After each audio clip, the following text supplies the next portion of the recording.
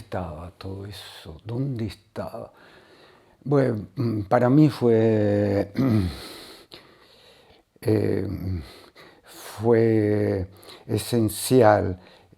Hay una anécdota que cuentan mis hermanas. Yo tengo varias hermanas mayores que yo. Y yo todavía no había empezado la escuela y tenía ansiedad por escribir. Entonces veía a mi hermana que leía. Entonces hacía garabatos, iba y le preguntaba, ¿qué dice acá? ¿No? Y me decía, acá no dice nada, son garabatos. Hasta que a una más perspicaz se le ocurrió decir, ay, no tengo los anteojos, ¿qué dice? ¿Qué escribiste? Y empecé a contar, a contar lo que, lo que en el momento inventaba o lo que quizás hubiera querido escribir con esos garabatos. De manera que la idea es que evidentemente sentía la necesidad de la literatura antes de aprender a leer y escribir, ¿no? De manera que para mí fue siempre un almohadón sin el cual no hubiera podido vivir. La insatisfacción que creo que está en la base de todo escritor, de todo artista, en verdad en la base de todo ser humano. Bueno, yo no hubiera podido soportarla, esa insatisfacción, sin el almohadón de la literatura. Bueno, yo debía ser un poquito neurótico como nene y no comía al parecer. Y una de mis hermanas lograba embucharme el café con leche y un pedazo de pan contando mi historia, ¿no? Sí, así que fue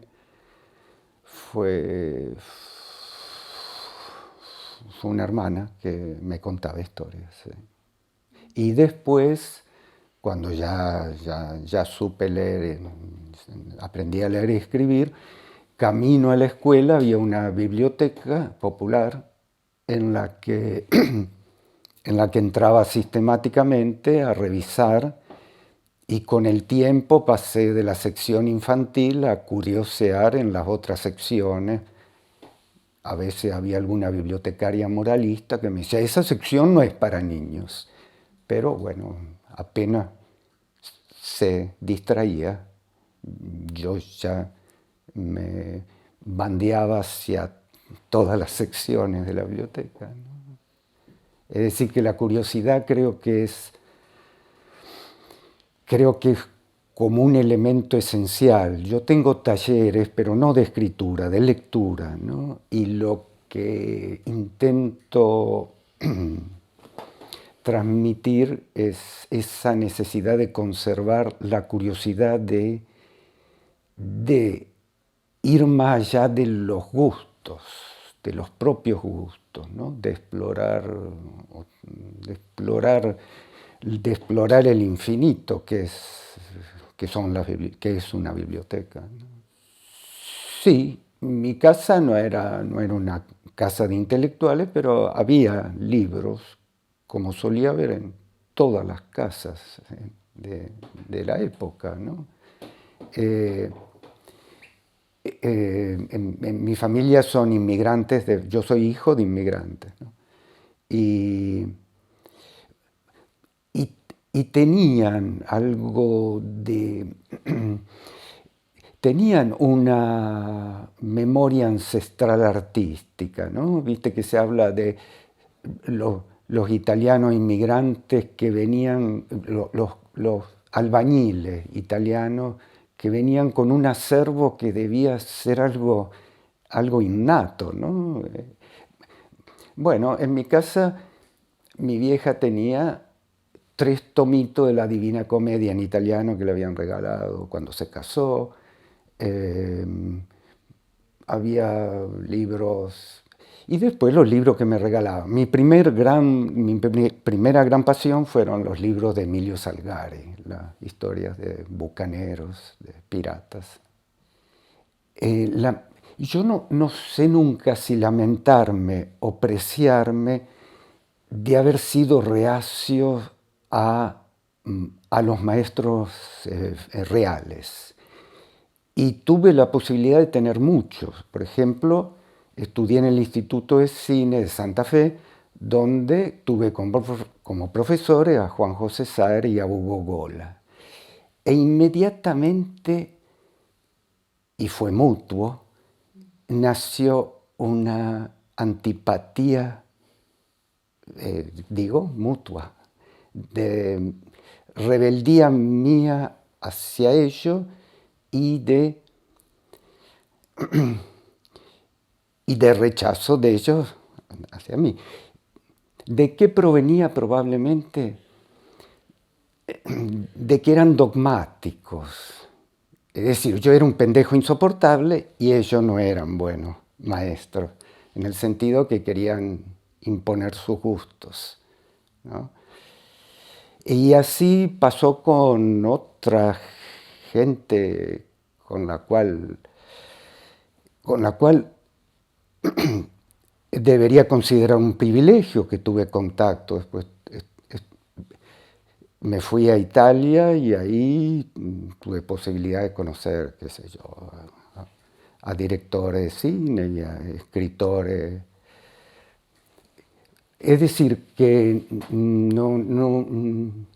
por rebeldía o por boludez no quise aceptar, no puedo aceptar la idea de gurú, ¿no? De maestro, de veneración y aceptación. Pero bueno, pero sí, claro que tuve maestros literarios, sí, todos los grandes autores que admiro fueron maestros, ¿no? Borges, un gran maestro de lecturas. Las lecciones de Nabokov son grandes lecciones y en general, fueron los libros mismos, digamos, los que, ¿no? Y algunas, en la adolescencia, en la primera formación, algunos autores que te tocaban vitalmente, por ejemplo, Pavese, por ejemplo, qué sé yo, autores que excedía el marco, lo extraliterario, ¿no? Por ideología, por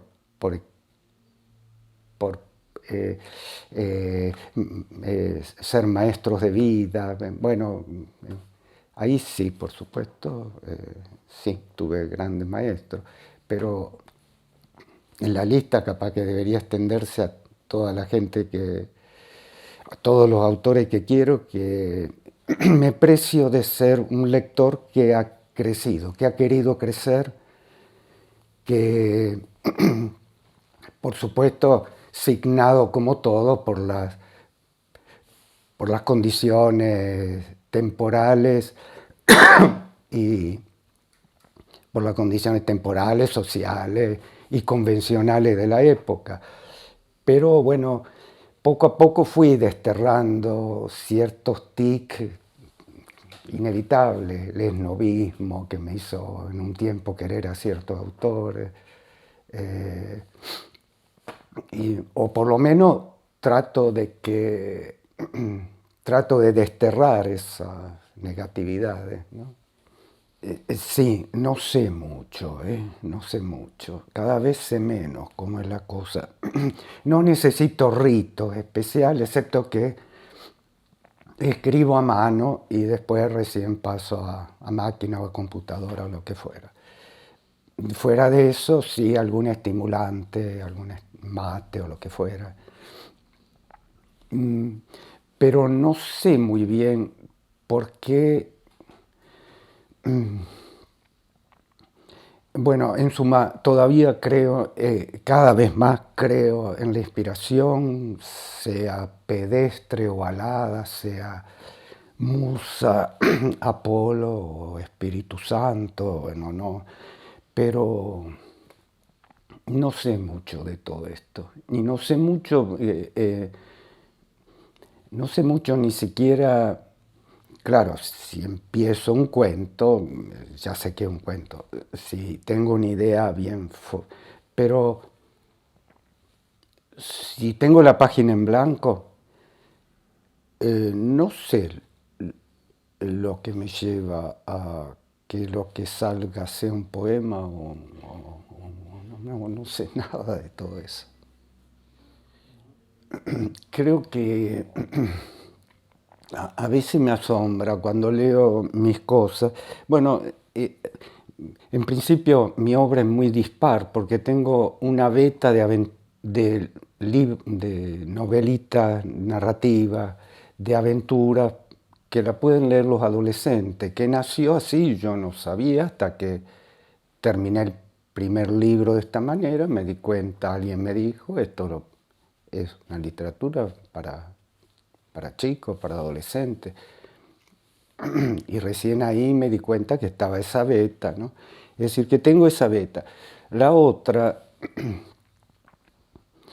la otra a veces me asombra porque está llena de personajes nefastos, eh, negativos, traidores, y poco a poco me di cuenta que en realidad soy una persona moralista y me escandaliza el mal, ¿no? Y por eso me salen esas cosas en las que no me reconozco. Bueno, es interesante, porque yo me ocupé de cine un tiempo. En realidad dejé de ocuparme porque soy inhábil para,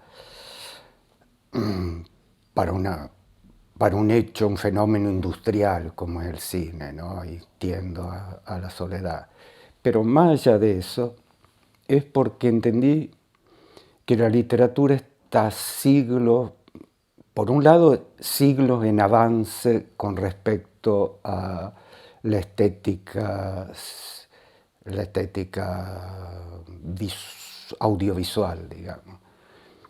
En el sentido, para dar solo un ejemplo, como la literatura en su mayor última, creo yo, revolución, que fue haber centrado la atención sobre el punto de vista, ¿no? Toda la gran literatura de ruptura del siglo XX, Proust, Joyce, Henry James, sobre todo porque lo teorizó, tiene que ver con saber siempre que quien cuenta algo es el principal personaje, que esa voz, a través de esa voz es que debemos ver todo lo que se narra, ¿no? Lo mismo en poesía. Eso el cine apenas lo atisba en los grandes directores, en Hitchcock en algunos momentos, en Orson Welles en algunos momentos, pero todavía no hay gran lucidez. Bueno, eso como ejemplo, pero sobre todo me incliné por la literatura porque me di cuenta que es el cine, por ser el cine, lo audiovisual, por ser algo tecnológico, es de esperar que llegue a un perfeccionamiento absoluto, ¿no? Así como ya a los chicos hoy les molesta ver una película en blanco y negro, en algún momento todo esto que conocemos ahora va a ser también obsoleto, va a haber un un audiovisualismo que sea también olfativo, táctil, por lo tanto va a haber un arte de ese tipo por el cual hasta podamos llegar a copular, ¿no? Virtualmente.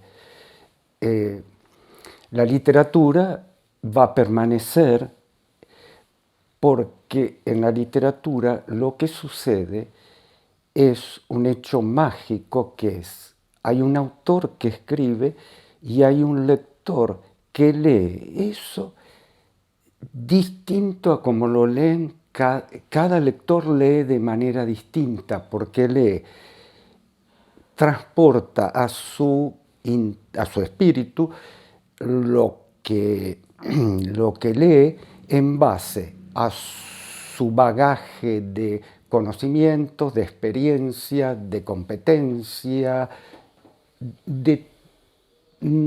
transformamos ese libro, esa Divina Comedia, escrita siempre igual, con esas mismas palabras, cada uno de los lectores, no solo a través de los siglos, sino en este mismo siglo, yo, vos, lo vamos a leer de manera distinta.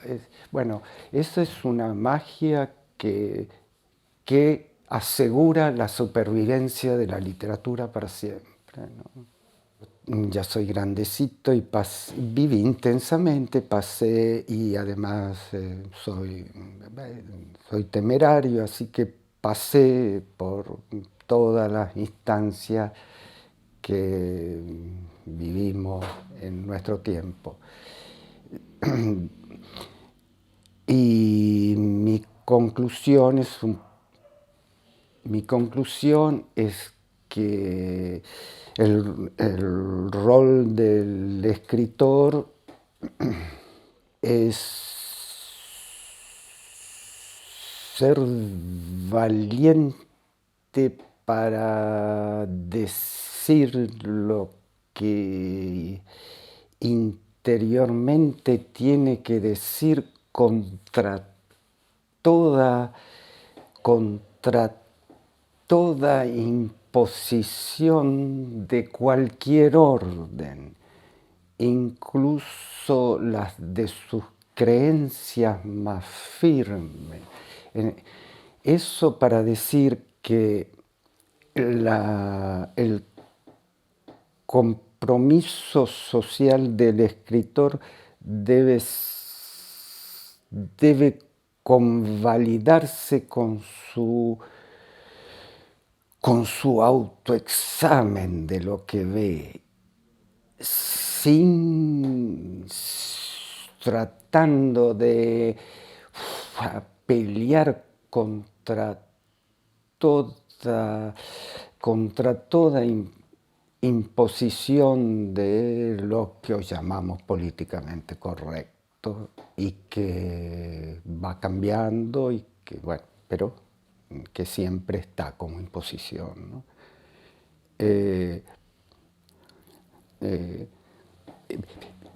Y por otro lado, la gama de escritores es tan enorme que por supuesto admiro a los que supieron y pudieron tener una trascendencia social, qué sé yo, Pasolini, que peleaba contra todos.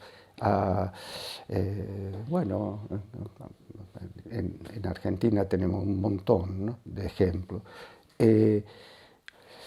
Pero debe tratar en estos momentos, creo que, de ser libre, de no estar atado a ninguna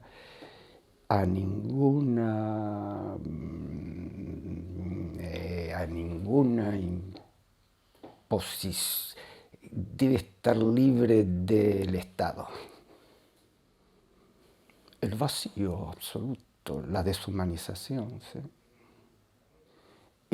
Yo viajé mucho, así que mi biblioteca, en esos viajes, se tenía que restringir a lo esencial, ¿no? hasta que, bueno, ya grandecito, medio volví a establecerme en mi ciudad de origen y ahí, bueno, pero vivía en una pieza muy chica, de manera que tenía todo acá atastado. Ahora soy casi feliz porque por primera vez tengo un lugar amplio donde tengo una gran biblioteca, de todos modos no puede seguir creciendo, así que casi que libro que entra, libro que sale, ¿no? Y es decir que está en constante depuración, así, ¿no? Eh, y creo que es ecléctica, una biblioteca ecléctica, eso me gusta. Y, bueno, hay de todo. Sí, ecléctica. Leyendo, la única. ¿Te gusta leer? Si vos, este chico de 16 años, me dice que no, le digo, entonces ¿por qué te gusta escribir? Y así ahondaría para entender, y probablemente lo que entienda es que el chico tiene el mito de alguna fama. En general, poco te dice que quieren ser escritores, en general quieren ser rockeros, jugadores de fútbol. Es decir, que si atisbo que lo que está queriendo decirme, quiero ser famoso, bueno, intento decirle que la fama no es, la fama no es garantía de felicidad, ¿no? Ahora sí entiendo que hay algo más profundo, esa insatisfacción que creo que está en la base de todo artista. Si no está eso, bueno, si atisbo que ese chico bueno, le diría y atisbo que, porque, ¿por qué la literatura si no te gusta leer, ¿no? Pero ¿por qué no pintar? ¿O por qué, qué don tiene? ¿Por qué esa idea de escribir, ¿no? Pero bueno, si atisbo que realmente hay algo, bueno, le daría algunos consejos literarios en base a otras preguntas. ¿Qué te gustan? ¿Qué te gustan las aventuras? ¿Te gusta la ciencia ficción? ¿Te gusta, bueno, de ahí saber más o menos enderezar alguna lectura, ¿no? Actualmente para mí el lector tiene mucha importancia. Un lector que es sí, cuando escribo está ahí, pero sobre todo cuando corrijo es, digamos, el angelito de la guarda que mira y va diciendo un lector ideal, digamos, el lector ideal que yo creo para ese texto que me va diciendo, pero eso no se entiende, pero ahí conviene poner un gancho, ahí, bueno, ¿no? Alguien un super yo, un lector ideal, que cambia según los textos, ¿no? Y que en general leo eso en voz alta, me parece que eso es importante todavía, la música en cualquier texto, incluso en la narrativa, ¿no? Para no volverme loquito, para no volverme loquito,